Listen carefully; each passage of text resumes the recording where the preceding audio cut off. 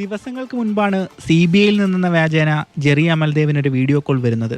Jet Airways ഉടമ നരേഷ് ഗോയലിൻ്റെ സാമ്പത്തിക ഇടപാടുകളുമായി Jerry അമൽദേവിൻ്റെ അക്കൗണ്ടിന് ബന്ധമുണ്ടെന്നും അതുവഴി കൈമാറ്റം ചെയ്യപ്പെട്ട 2.5 കോടി രൂപ എവിടെയെന്നുമായിരുന്നു വീഡിയോ കോളിൽ വന്നയാളുടെ ചോദ്യം.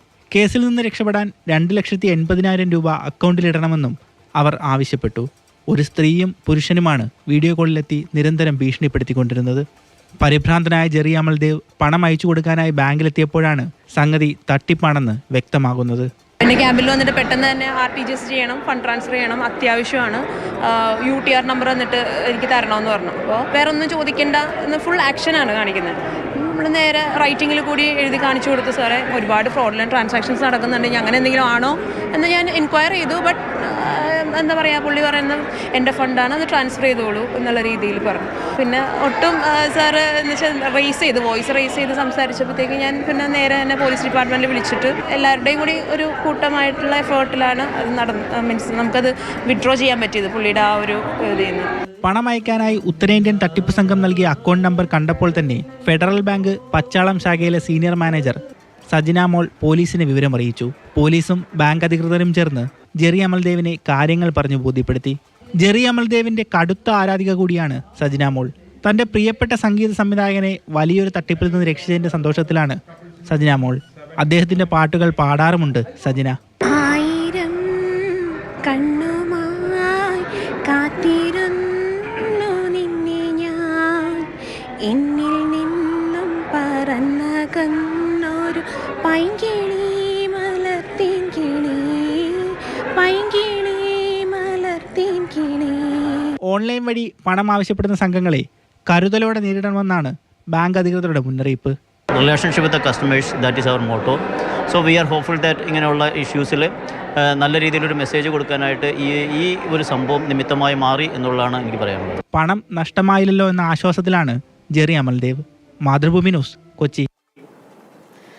നന്ദുഷയുണ്ട് നമുക്കൊപ്പം. നന്ദുഷ, ഇപ്പോൾ സജിന പറയുന്നുണ്ട് അദ്ദേഹം ഇത്തിരി റേസായിട്ട് സംസാരിച്ചു, എൻ്റെ ഫണ്ടല്ലേ ട്രാൻസ്ഫർ ചെയ്യുമെന്നൊക്കെ പറഞ്ഞു. അപ്പോൾ ഇനിയിപ്പോൾ അദ്ദേഹം ദേഷ്യപ്പെടുന്നു എന്ന് അങ്ങനെ ആയിക്കോട്ടെ എന്ന് സജിന വിചാരിച്ചിരുന്നെങ്കിൽ ഈ തട്ടിപ്പിന് അദ്ദേഹം ഇരയാകുമായിരുന്നു, പിന്നെ പൈസ കിട്ടാതെ പോവും, ഇതുപോലെ മറ്റു പലർക്കും സംഭവിക്കും. അപ്പോൾ സജിനയ്ക്ക് തോന്നി ഇത് ശരിയല്ല എന്ന് തോന്നി പോലീസിനെ വിളിച്ചുകൊണ്ടാണ് ഇങ്ങനെ ഒരു ചതി എന്താണെന്നല്ലേ മനസ്സിലായത്. പോലീസ് പിന്നെ അദ്ദേഹവുമായിട്ട് സംസാരിച്ചതും എന്താണ് ഇതിൻ്റെ വിവരങ്ങൾ സജിനെ പിന്നീട് കണ്ടപ്പോൾ, റേസായി സംസാരിച്ച അദ്ദേഹവും സജിനെ പിന്നെ കണ്ടപ്പോൾ എങ്ങനെയാണ് ശ്രീ ജെറി അമൽദേവ് അവരോട് കാര്യങ്ങൾ പറഞ്ഞത്?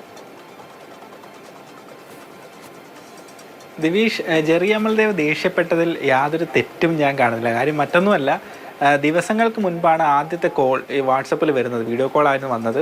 CBI ഉദ്യോഗസ്ഥനെന്ന് സ്വയം പരിചയപ്പെടുത്തിക്കൊണ്ട് താങ്കൾ വിർച്വൽ അറസ്റ്റിലാണെന്നും ഇത്തരത്തിൽ നരേഷ് ഗോയലിൻ്റെ അക്കൗണ്ടുമായി ബന്ധപ്പെട്ട പണം എവിടെയെന്നുമൊക്കെ ആയിരുന്നു ചോദിച്ചത്. ഒരു കുറ്റകൃത്യത്തെ എങ്ങനെയാണ് പോലീസ് ഉദ്യോഗസ്ഥർ സമീപിക്കുന്നത് ആ രീതിയിൽ തന്നെയായിരുന്നു ഈ തട്ടിപ്പ് സംഘം വിർച്വലായിട്ടാണെങ്കിൽ പോലും ഈ പറയുന്ന ജെറി അമൽദേവിനോട് കാര്യങ്ങളൊക്കെ ചോദിച്ചത്. അപ്പോൾ നിരന്തരമായി ഇത്തരം കോളുകൾ വന്നുകൊണ്ടിരുന്നു. അദ്ദേഹം കൂടുതൽ പരിഭ്രാന്തനായിക്കൊണ്ടിരുന്നു, പേടിച്ചുകൊണ്ടിരുന്നു. അദ്ദേഹത്തിൻ്റെ സ്വൈര ജീവിതം തന്നെ തടസ്സപ്പെടുന്ന തരത്തിലേക്ക് ഈ ഒരു തട്ടിപ്പ് സംഘത്തിൻ്റെ പെരുമാറ്റം മാറി. അതിൽ നിന്നുമൊക്കെ അതൊക്കെ മനസ്സിൽ വെച്ചുകൊണ്ടാണ് ഏകദേശം 2,80,000 രൂപ ഇവർക്കും കൊടുത്തു കളയാം എന്ന് പറഞ്ഞിട്ട് തന്നെയാണ് അദ്ദേഹം ഫെഡറൽ ബാങ്കിൻ്റെ പച്ചാളം ശാഖയിലേക്ക് ചെല്ലുന്നത്. അവിടെ എത്തുമ്പോഴാണ് ഈ പറയുന്ന ഇവർ നൽകിയിട്ടുള്ള അക്കൗണ്ട് ഡീറ്റെയിൽസ് കണ്ടപ്പോൾ സജിന മോൾക്ക് തോന്നി ഇതൊരു ഫേക്കായിട്ടുള്ള ഒരു സംഭവമാണ്, ഇത് CBI ഉദ്യോഗസ്ഥരൊന്നും അല്ല. ഇപ്പോൾ നടന്നുകൊണ്ടിരിക്കുന്ന നിരവധി തട്ടിപ്പുകൾ ഡെയിലി നടക്കുന്നുണ്ട്, അതിലൊരു തട്ടിപ്പ് മാത്രമാണ് ഇതെന്ന് സജിന മോൾക്ക് കൃത്യമായി മനസ്സിലാക്കുന്നത്. പക്ഷേ ഇത് ഈ പറയുന്ന ജെറി അമൽദേവിനെ പറഞ്ഞ് മനസ്സിലാക്കാനായിട്ട് കുറച്ച് സമയമെടുത്തു. അദ്ദേഹത്തിൻ്റെ ആ സമയത്തെ ടെൻഷനൊക്കെ കൊണ്ടാണ് അദ്ദേഹത്തെ പെട്ടെന്ന് മനസ്സിലാക്കാനായില്ല. അതാണ് ഈ സജിന മോൾ പറഞ്ഞത്, അദ്ദേഹം ചൂടായി സംസാരിച്ചു എന്നുള്ളത്. പിന്നീട് എന്തായാലും കാര്യങ്ങൾ കൃത്യമായി ബോധ്യപ്പെട്ടു. പോലീസൊക്കെ സ്ഥലത്തെത്തി അദ്ദേഹത്തിന് വിശദീകരിച്ചു നൽകി. ഇതൊക്കെ തട്ടിപ്പ് സംഘങ്ങളുടെ പരിപാടിയാണെന്നുള്ള തരത്തിൽ തന്നെ വിശദീകരിച്ചു നൽകി. അതിനുശേഷം സജിന മോൾ ജെറി അമൽദേവിനെ വീട്ടിലെത്തി കണ്ടു. ഇരുവരും ചേർന്ന് ഒരു കീബോർഡിൻ്റെ മുന്നിലൊക്കെ ഇരുന്ന് ചെറിയ പാട്ടൊക്കെ പാടി സന്തോഷമായിട്ടാണ് പിരിഞ്ഞത്.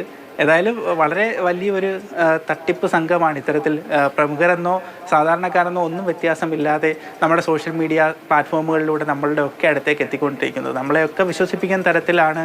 അതിപ്പോൾ നല്ല എഡ്യൂക്കേറ്റഡ് ആയിട്ടുള്ള ആളുകളാണെങ്കിൽ പോലും ചിലപ്പോൾ ഇവരുടെ ചതിക്കുഴിയിൽ വീണ സംഭവങ്ങൾ ഉൾപ്പെടെ നമ്മൾ കണ്ടിട്ടുണ്ട്. അത്തരത്തിലൊരു സംഭവം തന്നെയാണ് നടന്നത്. ഏതായാലും സജന മോൾക്ക് വളരെ വലിയ സന്തോഷമാണ് ഇപ്പോൾ ഉള്ളത്. കുറച്ച് വഴക്കൊക്കെ കേൾക്കേണ്ടി വന്നെങ്കിൽ പോലും തനിക്ക് ഏറ്റവും ഇഷ്ടപ്പെട്ട ഒരു സംഗീത സംവിധായകൻ്റെ ജീവിതത്തിൽ വളരെയധികം പ്രതിസന്ധി വന്ന ഒരു ഘട്ടത്തിൽ സഹായിക്കാനായി, അദ്ദേഹത്തെ രക്ഷിക്കാനായി എന്നുള്ളതിൻ്റെ ഒരു ചാരിതാർത്ഥ്യം സജന മോൾക്കുണ്ട്. അതോടൊപ്പം പുള്ളിക്കാരൻ നന്നായിട്ട് പാടുന്ന ഒരാളാണ്. ആ പാട്ടൊക്കെ കേട്ടപ്പോൾ ദിവേഷിന് മനസ്സിലായി കാണും. പാടുന്ന പാട്ടുകളിൽ ഭൂരിപക്ഷവും ഈ ജെറി അമൽദേവ് സംവിധാനം ചെയ്ത പാട്ടുകൾ തന്നെയാണ്. അതുകൊണ്ടൊക്കെ തന്നെ ഇവർ തമ്മിൽ ഈ ഒരു ബാങ്ക് കസ്റ്റമറും അല്ലെങ്കിൽ അവിടുത്തെ ചതിയുടെ വഴിയിലൂടെ അതിൻ്റെ ഒരു സങ്കീർണമായ ഘട്ടങ്ങളിലൂടെ നമ്മുടെ പ്രിയപ്പെട്ട ഒരാളെ കാണാൻ കഴിയും, അദ്ദേഹത്തിനൊപ്പം പാടാൻ കഴിയും. അതൊരു ഭാഗ്യമാണ്. പക്ഷേ പ്രേക്ഷകരോട് ശ്രദ്ധയ്ക്ക് ഇത് ആർക്കും സംഭവിക്കാം. ഇങ്ങനെ പല ഫോൺ വിളികളും വരും. ദയവ് ചെയ്ത് അങ്ങനെ എന്തെങ്കിലും വന്നാൽ ഉടനടി പോലീസിൽ അറിയിക്കുക എന്നതാണ് നമ്മൾ ചെയ്യേണ്ട കാര്യം. ശരി, ഒരു പൈസ പോലും കൊടുത്തേക്കരുത്. ശരി നന്ദുഷ.